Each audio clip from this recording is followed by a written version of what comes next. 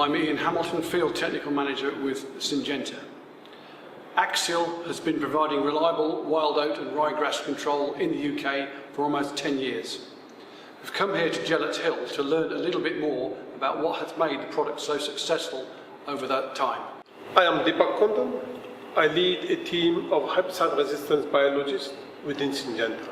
So our work is very diverse, spanning from the development of simple and quick methods for detecting herbicide resistance in the field, to modeling the evolution of herbicide resistance and assessing the best management strategies to mitigate the risk of herbicide resistance evolution. The Deepak, in the UK we have a range of broadleaf weeds and grass weeds to deal with. How important are grass weeds to control? Grass weeds are important pests in small grain cereal crops.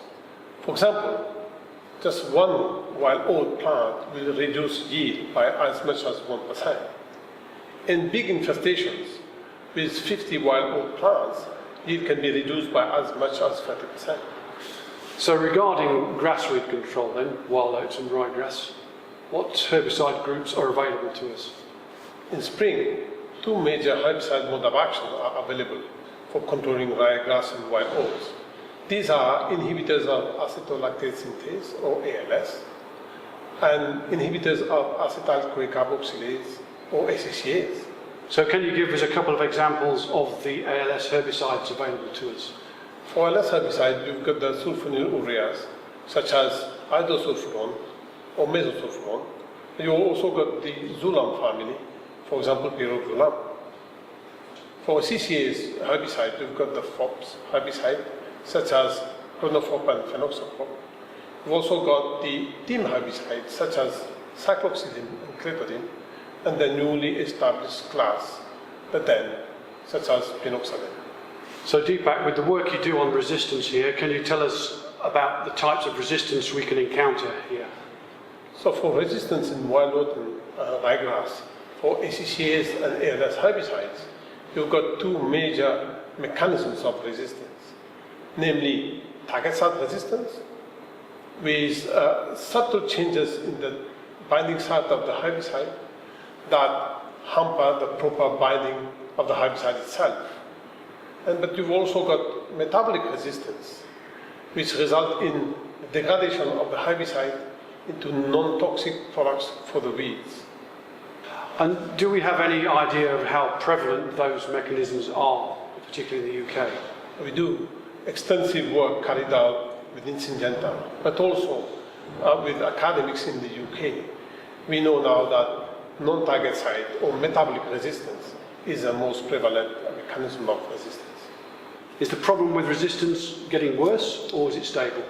It is getting worse because we use more and more herbicides. But with the proper management in place, rotating between the herbicides, even within the class, will ensure the long-term sustainability of the herbicides. So, Deepak, can you explain to us a little bit about the sort of work you do to understand the differences between pinoxidin and the other chemicals?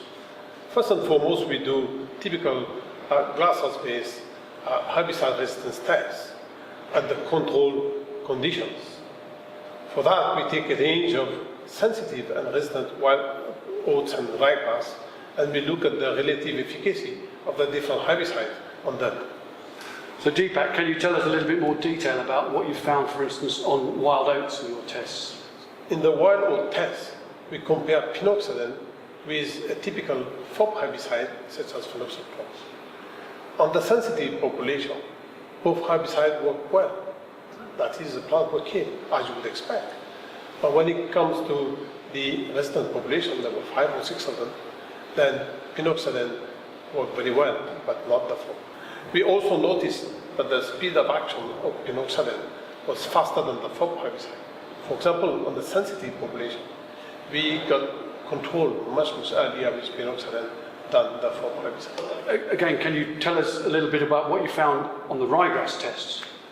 On the ryegrass test, we employed 3 different herbicides: pinoxidin, which is a DEN, clonofop, which is a FOP, and pyroxalam, which is the Zulam of the ALS mode of action. Again, with the sensitive population, all 3 herbicides work very well.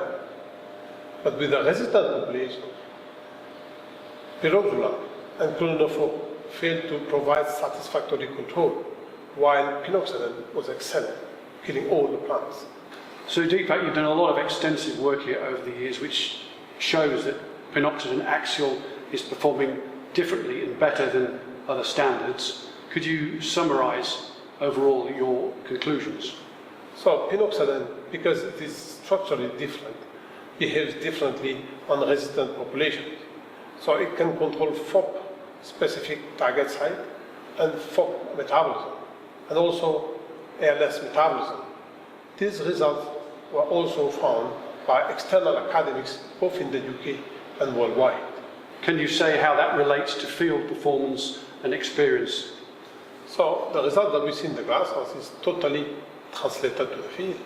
That is why AXIAL is a great product, not only in the UK, but worldwide.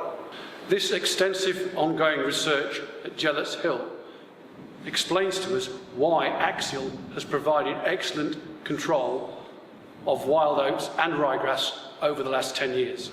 Further, by following appropriate stewardship guidelines, AXIAL will continue to provide consistent and reliable control into the future.